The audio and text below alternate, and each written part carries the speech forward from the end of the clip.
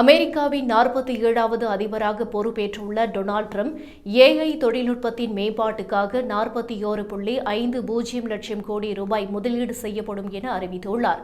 Stargate எனும் இந்த திட்டத்தில் ஆரக்கிள், சாஃப்ட்பேங்க், ஓபன் ஏஐ, மைக்ரோசாஃப்ட் போன்ற பெருநிறுவனங்கள் பங்குதாரர்களாக இணைந்து செயல்பட உள்ளதாக அறிவித்தார்.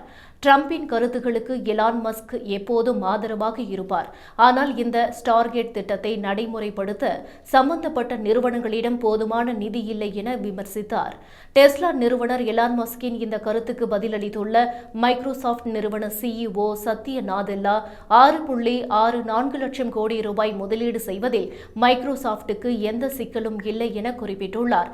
டொனால்ட் ட்ரம்பின் வலதுகரமாக இருந்து அவர் செய்யக்கூடிய எல்லாவற்றையும் ஆதரித்து வந்த எலான் மஸ்க் ஆட்சியமைந்த 10 நாட்களுக்கு உள்ளாகவே ட்ரம்பின் திட்டத்தை விமர்சித்து இருப்பது பேசு பொருளாக மாறியுள்ளது.